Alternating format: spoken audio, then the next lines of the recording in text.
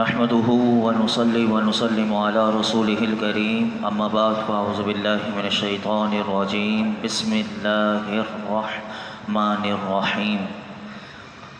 الذين آمنوا يقاتلون في سبيل الله والذين كفروا يقاتلون في سبيل الطاغوت فقاتلوا أولياء الشيطان إن كيد الشيطان كان ضعيفا ألم تر إلى الذين قيل لهم كفوا أيديكم وأقيموا الصلاة وآتوا الزكاة فلما كتب عليهم القتال إذا فريق منهم يخشون الناس كخشية الله أو أشد خشية وقالوا ربنا لما كتبت علينا القتال لولا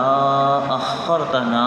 إلى أجل قريب قل متاع الدنيا قليل والآخرة خير لمن اتقى ولا تظلمون فتیلا۔ ایمان والے اللہ کی راہ میں جہاد کرتے ہیں اور کفار شیطان کی راہ میں لڑتے ہیں، تو تم شیطان کے دوستوں سے جہاد کرو، بے شک شیطان کا مکر و فریب کمزور ہے۔ کیا تم نے ان لوگوں کو نہ دیکھا جن سے کہا گیا اپنے ہاتھ روکے رکھو اور نماز قائم رکھو اور زکوٰۃ دو، پھر جب ان پر جہاد فرض کیا گیا تو ان میں سے ایک گروہ لوگوں سے ایسے ڈرنے لگا جیسے اللہ سے ڈرنا ہوتا ہے یا اس سے بھی زیادہ، اور کہنے لگے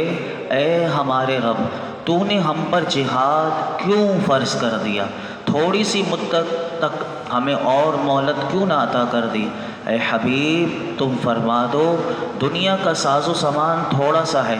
اور پرہیزگاروں کے لیے آخرت بہتر ہے، اور تم پر ایک دھاگے کے برابر بھی ظلم نہ کیا جائے گا۔ اس آیت مبارکہ کا شان نزول یہ ہے کہ مشرکین مکہ مکرمہ میں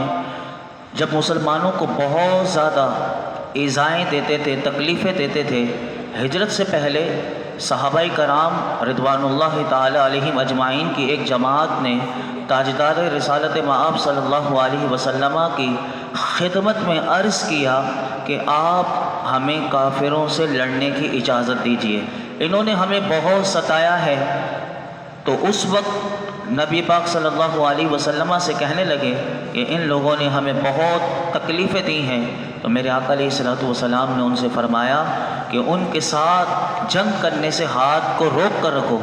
ابھی صرف تمہیں نماز اور زکوٰۃ ادا کرنے کے لیے اللہ نے کہا ہے، تو تم صرف ابھی نماز پڑھو اور زکوٰۃ ادا کرو۔ اسی کے متعلق فرمایا گیا کہ کیا تم نے ان لوگوں کو نہ دیکھا کہ جنہیں شروع اسلام میں مکہ مکرمہ میں کہا گیا کہ ابھی جہاد سے اپنے ہاتھ کو روکے رکھو اور صرف نماز اور قائم کرو اور زکوٰۃ دو، لیکن جب صحابہ مدینہ منورہ میں ہجرت کر کے پہنچ گئے، اب ان پر جہاد فرض کیا گیا، تو وہ اس وقت ان میں سے چند ایسے تھے، فرمایا کہ وہ طبعی خوف کا شکار ہو گئے جو انسانی ایک فطرت ہے، اور حالت یہ تھی کہ ان میں سے ایک گروہ ایسے جہاد سے ڈرنے لگا کہ جیسے کہ ابھی آپ نے ترجمہ سنا کہ فرمایا کہ جیسے کہ اللہ سے ڈرنے ہوتا ہے اس سے بھی زیادہ ڈرنے لگے، تو وہ اس وقت کہنے لگے کہ اے ہمارے رب، یعنی ڈرنے کے ساتھ یہ بھی کہنے لگے اپنے رب کی بارگاہ میں کہ اے رب تو نے ہم پر جہاد کو کیوں فرض کر دیا، اس کی حکمت کیا ہے؟ یہ سوال حکمت دریافت کرنے کے لیے پوچھا گیا، تو اعتراض کرنے کے لیے نہیں تھا کیونکہ یہ سچے تھے۔ تو اللہ رب العالمین نے ان کے اس سوال پر کہ جہاد کیوں فرض کیا گیا، تو آپ نے دیکھا کہ نہ انہیں زجر و توبیخ کی گئی، نہ ڈانٹا گیا، بلکہ اللہ رب العالمین نے تسلی بخش جواب عنایت کیا اور فرمایا کہ محبوب تم ان سے فرما دو کہ دنیا کا ساز و سامان تھوڑا سا ہے اور فنا ہونے والا ہے، جبکہ پرہیزگاروں کے لیے آخرت تیار کی گئی ہے اور وہی ان کے لیے بہتر ہے، لہٰذا جہاد میں خوشی سے شرکت کرو۔ کیا قرآن کا انداز ہے کہ مختصر جواب میں حکمت بتا دی گئی کہ تم دنیا میں کتنا جی لو گے، تم جہاد کر اس اجر و ثواب کو پا لو کہ جہاں تمہیں ہمیشہ رہنا ہے، اور وہ آخرت کہ جو اللہ نے بنائی مومنوں کے لیے کہ وہاں کی عیش و عشرت وہ ہمیشہ کے عیش عیش و عشرت ہیں، دنیا کا چاہے وہ کوئی سا بھی ساز و سامان ہو وہ حقیقت میں فنا ہو جائے گا۔ آج کیا ہم نہیں دیکھتے کہ کتنے لوگ ایسے ہیں کہ جن کے پاس، مجھے آج کسی نے ایک پوسٹ بھیجی تھی، کسی کے پورا ایک چودھری، جاوید چودھری کر کے ایک صحافی ہے، وہ کالم نگار ہے، وہ ایک کالم لکھتا ہے تو اس میں ان لوگوں کے اس نے نام لکھے باقاعدہ کہ جن کے پاس باقاعدہ آپ اندازہ لگائیں کہ ان کا اتنا پیسہ ہے کہ اپنے جہاز بھی ہیں۔ اس میں سے ایک شخص کا میں نے پڑھا تو اس کا یہ حال تھا، اللہ ہمیں محفوظ فرمائے، یہ ہم تو کتنا اپنے رب کی، ہماری آنکھوں میں آنسو آ جائے کہ ہمارا سر کے بال سے لے کے پاؤں کے ناخن تک ہم کتنے صحت مند ہیں، اور ہم ان ارب پتی کرب جو خربوں پتی ہیں ان سے زیادہ میں کہتا ہوں ان سے بھی زیادہ ہم خرب پتی ہیں۔ وہ کیسے کہ وہ اس نے جو لکھا ہوا تھا، وہ کالم نگار، اس نے اپنی آنکھوں سے دیکھا، اس نے کہا کہ ایک وہ شخص جس کا لکھا ہوا تھا کہ جس کے پاس اتنا پیسہ کہ جہاز کے ذریعے، اب اس نے یہ لکھا کہ اس کو پرابلم کیا، سب سے پہلی پرابلم تو اس کی یہ کہ اس کو واش روم نہیں نکل سکتا اس کا۔ اب کیا ہوتا ہے کہ اسے باقاعدہ واش روم نکلوانے کے لیے ہاسپٹل جانا پڑتا ہے، یعنی اسے باقاعدہ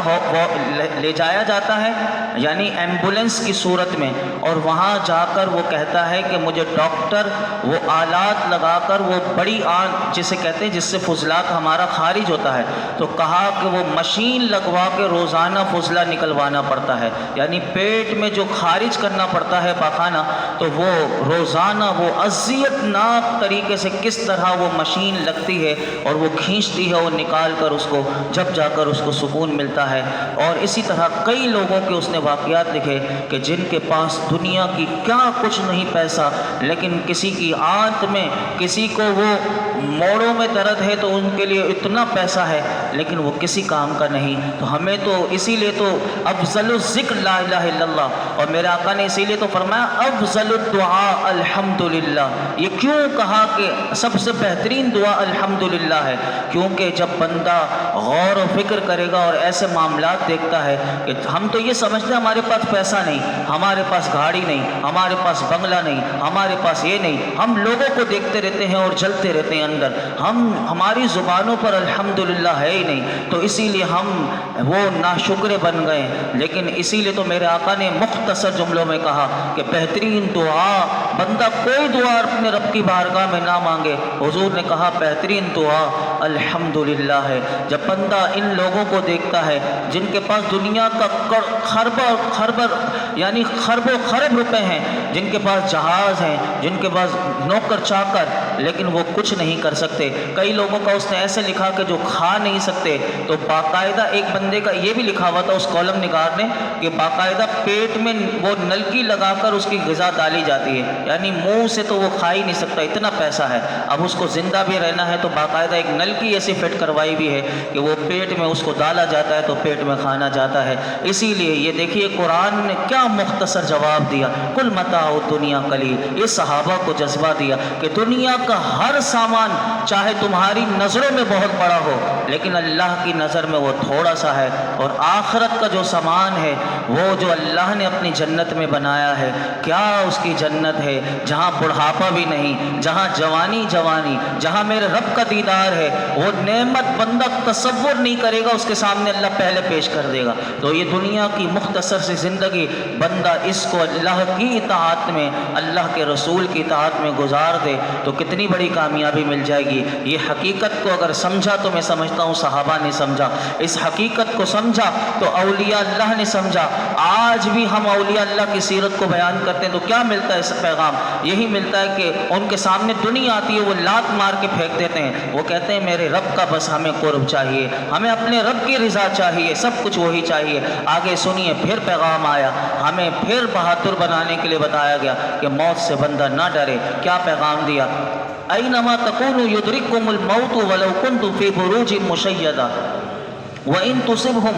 حَسَنَةٌ يَقُولُ هَٰذِهِ مِنْ عِنْدِ اللَّهِ وَإِن تُصِبْهُمْ سَيِّئَةٌ يَقُولُ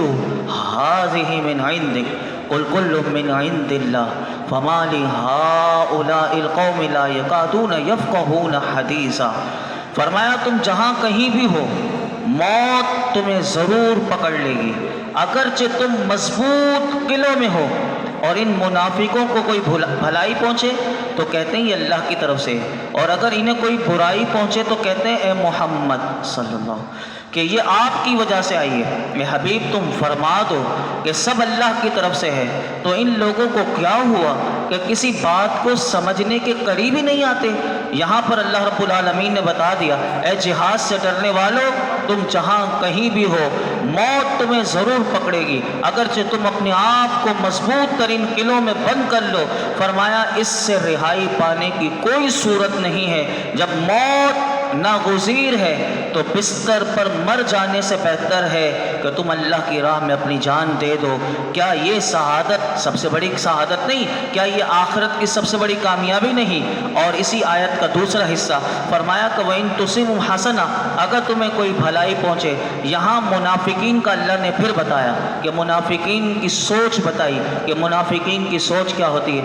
ہمارے معاشرے میں بھی آج ایسی سوچ پائی جاتی ہے، ہم اپنا بھی تجزیہ کریں، لیکن اللہ نے منافقین کا بیان کیا۔ فرمایا کہ اگر انہیں کوئی بھلائی پہنچے یا ان کی مال میں برکت ہو جائے، فراوانی ہو جائے، کاروبار بہت اچھا ہو جائے، پیداوار زیادہ ہو جائے، تو کہتے ہیں یہ اللہ کی طرف سے ہے۔ اگر انہیں کوئی برائی پہنچے، جیسے قحط پڑ جائے، کوئی مصیبت آ جائے، تو محبوب آپ کا نام لے کر آپ کو کہتے ہیں یہ آپ کی وجہ سے آئی ہے، جب سے آپ آئے ہیں ایسی سختیاں پیش آ رہی ہیں۔ محبوب کریم کا دفاع کرتے ہوئے، یعنی یہ دیکھیں یہ اللہ کو اپنے حبیب سے کتنا پیار ہے۔ منافقین حضور پر اعتراض کرتے تھے، لیکن جواب آسمان سے رب کی طرف سے آتا تھا۔ اللہ رب العالمین نے اپنے محبوب کا دفاع کرتے ہوئے فرمایا کہ اے حبیب تم ان سے فرما دو کہ رزق میں کمی ہو یا بیشی ہو، بڑھ جائے کم ہو جائے،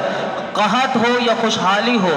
رنج ہو یا راحت ہو، فتح ہو یا شکست ہو، سب حقیقت میں اللہ کی طرف سے ہے۔ یعنی ہر راحت، ہر مصیبت اللہ کے ارادے سے آتی ہے۔ ہاں ہم اس کے اسباب مہیا کر لیتے ہیں، یہ بات یاد رکھے۔ لیکن علماء نے کہا نیکی ہمیشہ راحت کا ذریعہ ہے اور گناہ مصیبت کا سبب ہے۔ تو مصیبت جب بھی آتی ہے تو گناہ کے سبب سے آتی ہے، خوشی جب بھی ملتی ہے اور یہ نیکی کی وجہ سے ملتی ہے۔ یہ ایک اٹل حقیقت اور قانون ہے۔ آگے اللہ رب العالمین نے ایک اور بات اس کو اور مزید ڈیفائن کرتے ہوئے ارشاد فرمایا ما اصابک من حسنۃ فمن اللہ وما اصابک من سیئۃ فمن نفسک وارسلناک للناس رسولا وکفی باللہ شہیدا۔ اے سننے والے، تجھے جو بھلائی پہنچتی ہے وہ اللہ کی طرف سے ہے، اور تجھے جو برائی پہنچتی ہے وہ تیری اپنی طرف سے ہے۔ اور اے حبیب ہم نے تمہیں سب لوگوں کے لیے رسول بنا کر بھیجا ہے، اور گواہی کے لیے اللہ ہی کافی ہے۔ یہاں پر فرمایا اے مخاطب ہم سب کے لیے اور ان سب کے لیے پیغام ہے کہ جب بھی بھلائی پہنچتی ہے تو وہ اللہ کریم کا فضل و رحمت ہوتی ہے، اور برائی جو پہنچتی ہے وہ تیری اپنی وجہ سے ہوتی ہے، تیرے گناہوں کا ارتکاب کرنے کی وجہ سے ہوتی ہے کہ تجھے مصیبت پہنچی تو تیرے گناہوں کی وجہ سے پہنچی۔ اور یہاں بھلائی کی نسبت اللہ کی طرف اور برائی کی نسبت بندے کی طرف کی گئی، کہ جب کہ اوپر کی آیت میں اگر ہم نے دیکھا کہ سب کی سب نسبت اللہ کی طرف سے، ابھی آپ نے اوپر سنا کل من عند اللہ، محبوبہ فرما دیجئے کہ سب اللہ کی طرف سے ہے۔ جب انہوں نے حضور کو کہا تھا اللہ نے سب کی سب نسبت اپنی طرف کی، لیکن اس آیت میں اور مزید وضاحت کر دی اور بتا دیا، خلاصے کے طور پر یہ بتا دیا کہ جب مؤثر حقیقی کی طرف تم نظر کر لو گے تو ہر چیز کو اسی کی طرف سے جانو گے۔ جب بندہ اسباب پر نظر کرے تو پھر برائیوں میں اپنی نفس کو شامت کے سبب سمجھے کہ یہ جو مجھے برائی پہنچی میری اپنی وجہ سے مجھے پہنچی ہے کہ جو میں غلط کام کرتا ہوں۔ اور یہاں پر رسول کائنات صلی اللہ علیہ وسلم کے بارے میں اللہ نے بتا دیا کہ آپ کو تمام عرب و عجم اور ساری مخلوق کے لیے اللہ نے آپ کو رسول بنایا اور کل جہاں کو آپ کا امتی بنایا۔ یہ سرور دو عالم صلی اللہ علیہ وسلم کے جلیل القدر منصب اور عظیم المرتبت قدر و منزلت کا بیان اللہ نے اس آیت میں کیا اور فرمایا اولین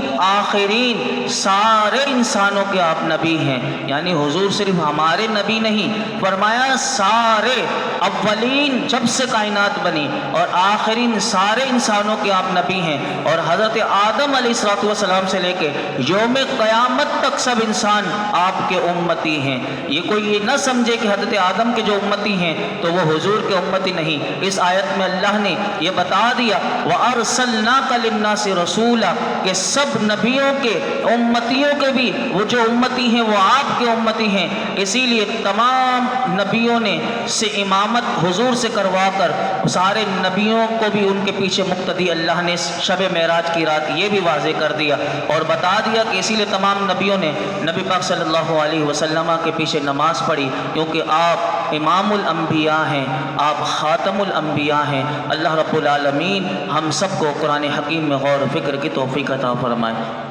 الحمدللہ رب العالمین والصلاة والسلام علی سید الانبیاء والمرسلین وعلی آلہ واصحابہ اجمعین۔ یا اللہ پاک جو کچھ ہم نے سنایا، سننے سنانے میں کوئی غلطی کوتاہی ہو معاف فرما، اپنی بارگاہ ہمیں قبول مقبول فرما، ہمیں اخلاص کے ساتھ للہیت کے ساتھ مولائی کریم سیکھنے سکھانے کی توفیق عطا فرما، ہمیں قرآن کا نور عطا فرما، اے اللہ ہمیں قرآن کی معرفت عطا فرما، اے رب کریم ہمیں غور و فکر کرنے والا بنا دے، اے رب کریم ہمیں غور و فکر کرنے والا بنا دے، اے اللہ ہمارے مولائی کریم فکر کو پرواز عطا کر دے، ہمارے خیالات کو پاکیزہ کر دے، ہمیں عبادت کے لیے کمر بستہ ہونے مولائی کریم ہمیشہ مولائی کریم سستی کاہلی سے بچ کر مولائی کریم خالصتاً تیرے محبوب کی اتباع اور اطاعت کرنے کی توفیق عطا فرما، ہر برائی سے بچنے والا بنا دے، اے اللہ ہماری بے حساب مغفرت فرما، ہمارے والدین کی مغفرت فرما، میرے آقا کی تمام امت کی مغفرت فرما، ہم تجھ سے تیرے فضل کو تیری رحمت کا سوال کرتے ہیں، اے اللہ ہم سب پر، ہمارے گھر والوں پر، ہمارے آقا کی امت پر اپنا فضل و کرم، اپنا رحم و کرم نازل فرما، یا اللہ اپنے فضل سے، اپنے کرم سے، اپنے رحم سے، یا اللہ تو ہم سے راضی ہو جا، اللہ تو ہم سے راضی ہو جا، یا اللہ تو ہم سے راضی ہو جا۔ آج تک جتنی دعائیں مانگی ہیں آئندہ مانگتے رہیں گے، سب دعاؤں کو قبول فرما، یہ جتنے حاضرین موجود ہیں ان سب کی خالی جھولیوں کو بھر دے، دین و دنیا کی خیر، برکت، عافیت، سلامتی، عزت، نعمت، راحت، سکون ہم سب کا ہماری نسلوں کا مقدر فرما۔ ایک مرتبہ سورہ فاتحہ، 3 مرتبہ سورہ اخلاص حضور سیدنا غوث اعظم رضی اللہ تعالیٰ عنہ کی بارگاہ میں پیش کرنے کے لیے سے پڑھ لیجیے۔ بسم اللہ الحمدللہ رب العالمین ایاک نعبد و ایاک نستعین قل هو اللہ احد اللہ الصمد